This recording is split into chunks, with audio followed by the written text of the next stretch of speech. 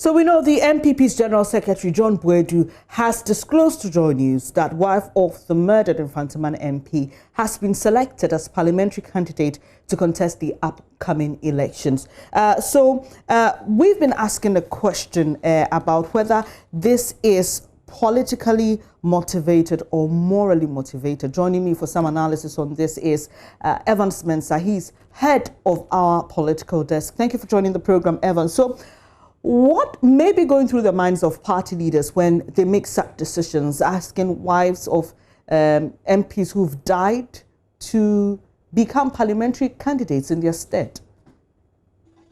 I mean, it's an interesting question that needs to be examined. The NDC had done it, the MPP had done it twice now in the last 4 years.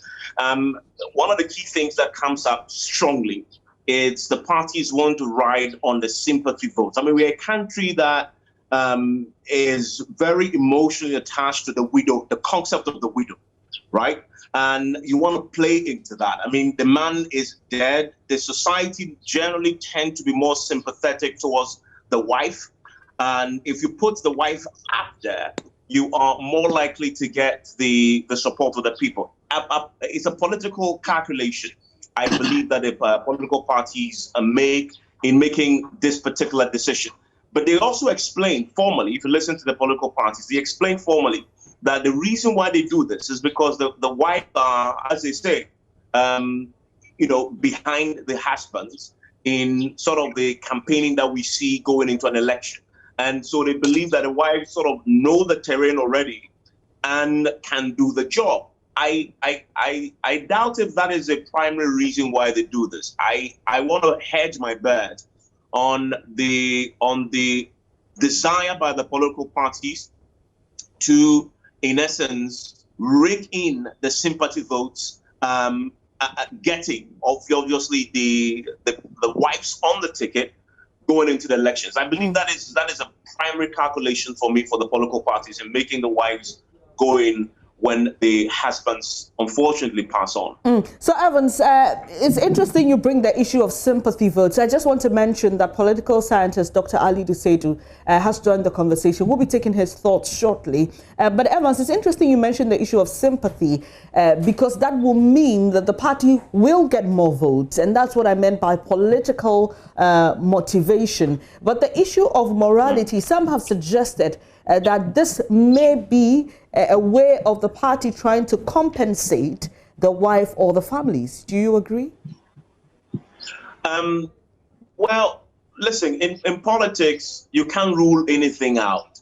But I doubt if that will be an overriding consideration if you have to compensate the wife for the death of the husband by giving her an opportunity to run unopposed and replacing the husband in the parliamentary elections. If that is a consideration, say, to compensate the wife with that position, that will be pretty odd, I guess. Because not every wife wants to be a politician. For me, that's the starting point. Not every wife, especially when your husband just passed on, want to be a politician. I think the parties are making a calculation. Of course, listen, you can actually interpret this within the bigger scheme of inheritance, I guess. Mm-hmm. When a husband dies, who legitimately, even according to the law, interstate succession law and all the other laws that we know, who legitimately inherits the husband's property, most often than not, is the wife and the children. So if you're sort of extrapolating from that analysis, for the political parties, it makes sense. And this is a society that believes in that too. All right. Traditionally also. Evans, it makes sense. I'll come back to you for us to zero in on the Infantaman constituency and why the party wants this killed MP's wife to replace him. We'll be talking about the dynamics and all. But let me bring in Dr. Ali Dusedu. Thank you for joining the program.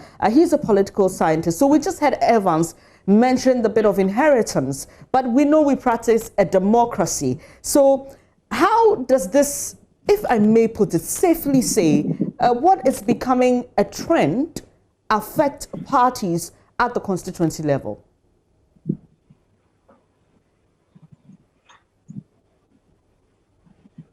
Hello, Doc?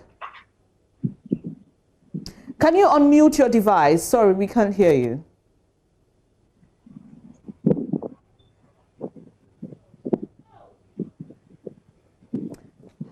Hello, Doc? Hello, can you hear me now? Yes, great, we can hear you. Yes, please. Can you hear me now? Yes, we can. Okay. So I was making the point that I agree with Evan's analysis on the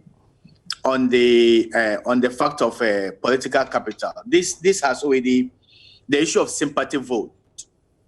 People often think that when you have a very sad incident happen this way, and then you choose a very close family relative of the deceased, it is likely going to win you sympathy, and you are likely going to win the seat. And historically, this has actually played off in the 4th Republic. If you look at Shai Osudoku, it happened. They selected the wife, and the wife won the seat. It happened at Ayawaso West Wagon. They selected the wife, and the wife won the seat. Even if you go back to 2012, the presidential election, when the late Professor Evans Atamils died, people believe the victory of the NDC, led by former President John Dramani Mahama, was influenced by some extent to the issue of sympathy vote. So one, the whole concept of sympathy vote has been working, and it is now going to turn into a kind of precedent where when you have a sitting MP passes on, then eventually you need to select a very close family member who can draw in that sympathy vote, and then the party can retain that particular seat. All right, but that's the first thing. Sorry, I had to cut in there, but this brings us back to the issue of inheritance, sort of what Evan said. But how does that work in a democracy then? Aren't we throwing away our democracy? I think there are few dangers associated with this. One, a close family relative or the wife of a deceased MP may not necessarily have the skills and the competence of the MP. Skills and competence are not transferable, and you can't inherit them. So the competency and then the skill of the MP, which he has also learned over time as serving in Parliament, can never be transferred to the wife or any other close relative that may be selected. So the issue is that we have been complaining over the years of the quality of debate and then how parliamentary business is being run. It starts with the quality of the people that we elect into the House of Parliament. I'm not saying the wives who have who have been selected to represent their husbands are not competent. But you see it over the years. It's a kind of thing that we learn over time. And because skills are not transferable, it may be very difficult to assume that the way the husband used to perform, the wife will perform the same way. And if I made a very important point that not all of these people may be willing to be politicians. The fact that my husband is a politician does not necessarily mean I also want to be in active politics. But there's also a trending danger. If you are not careful, wives of MPs who are not in good relations with their husbands could be mischievous about this. If you want to be an MP, pray that your husband dies, or sometimes at the highest level of evil, hire an assassin to deal with your husband, and then you automatically become the candidate and lead in the election for that particular constituency. So I think it's a precedent that, if care is not taken, could be abused, but could also pose danger to our sitting MPs, especially MPs who are not in good terms with their wives over time. All right, Doc, I'll come back to you shortly. Evans, let me bring you in here. Let's zero in on the Infantaman constituency and why the party will want to field the late MP's wife. Why wouldn't they? I mean, listen, Infantaman has been one of those interesting constituencies for the MPP.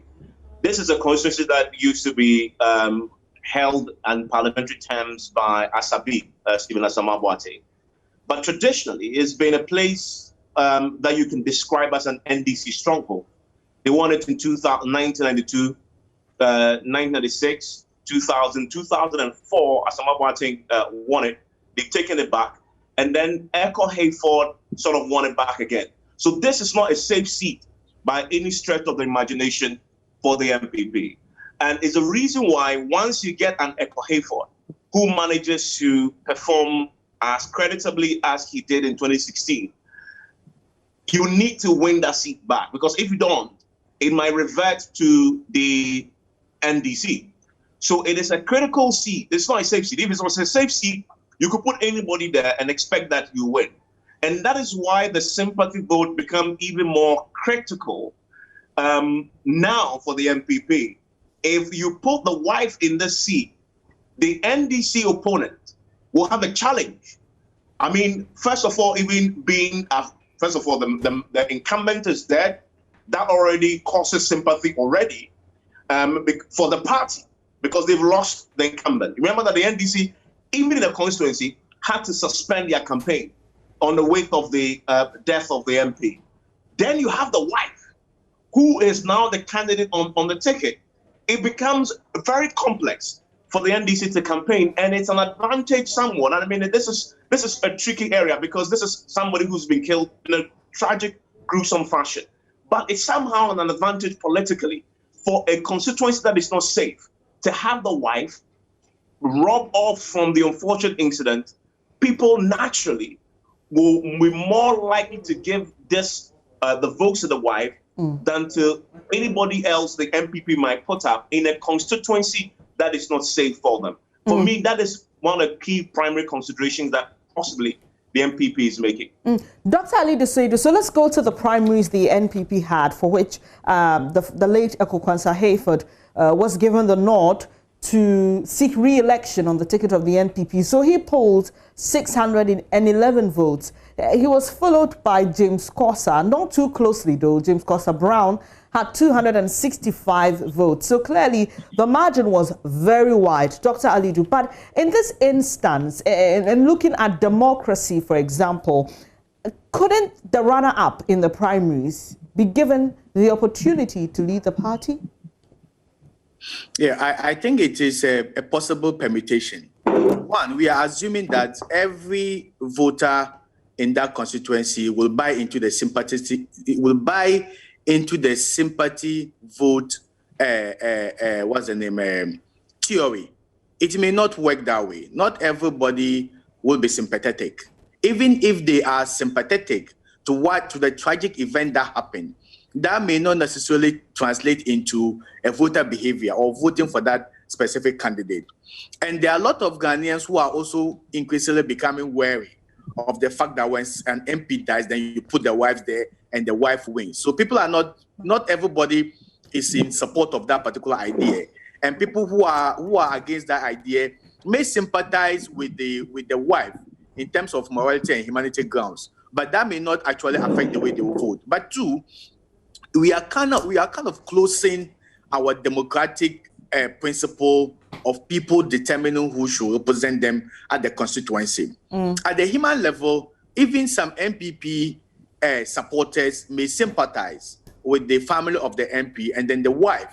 But if you had asked them, do you want the wife to be your MP? Some people will have differed. They will have preferred maybe a party member who has been on the trenches with them, who is well known and a grassroots person actually representing them compared to the wife.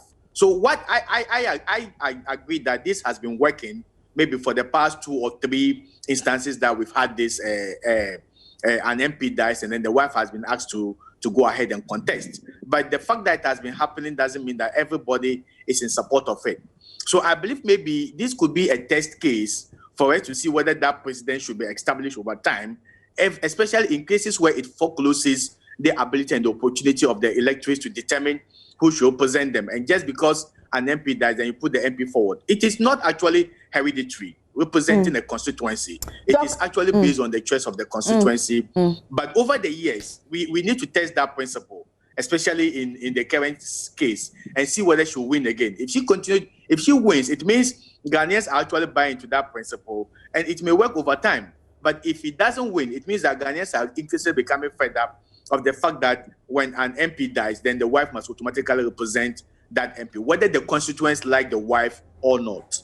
Doc, I asked you an earlier question. I'm not sure I got an answer to that about how this could impact the democracy and the choice of the people at the constituency level. In the Shayo Sudoku example with the NDC and Madame Oklu, we learned that some members of the party were contesting the decision by the elders to have her stand or replace her husband as parliamentary candidate. How can this affect party at the constituency level?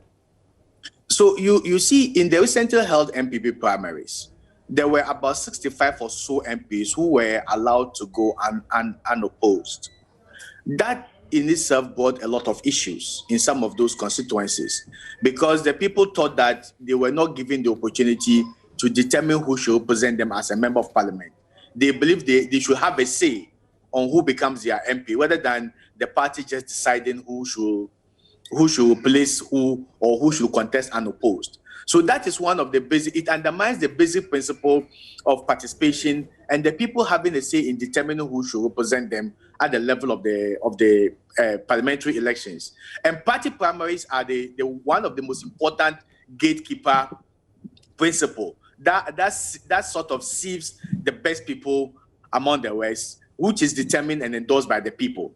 So under normal circumstances, I think some people, especially serious advocates of democracy, will have wished that the MPP opens up maybe another processes for the people who are interested to contest. Or maybe they could have just said the first runner-up in the primary should have lead the party in that particular constituency. But given the fact that this has been working over the years in the Fourth Republic, and people are also banging on the whole concept of what sympathy vote, I think they have put her forward. But I cannot vouch that the sympathy vote alone can make her win. If the people if the people broadly do not support her candidature. Sympathy vote is good, but will it continue to work? Because it has worked at Ayawaso West Wagon, because it has worked at Shai Osudoku, because it worked for Mahama when Mills passed on, it doesn't mean it will continue to work. So let's make this another test case and see what will happen. But given the fact that like Evans mentioned, it is a kind of, it's not a done deal. It can actually swing back to the NDC. So a lot of factors need to be considered, including competence and being a party person, a grassroots person, rather than just banking on the sympathy. I appreciate your time this morning, Dr. Ali Dusaid, who is a political scientist. Evans, you want to say something as we wrap up the conversation? Yes, I wanted to say that we have a law that governs the internal democratic processes of political parties, and it says that the internal arrangements of a party must be democratic. Now, the question you asked in relation to that law is simply, the answer is the choice of the wife isn't satisfying that particular legislation.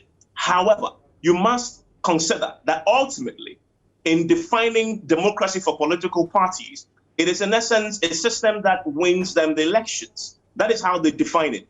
And if it's in the estimation, it is a wife who will deliver them the most votes to win the seat.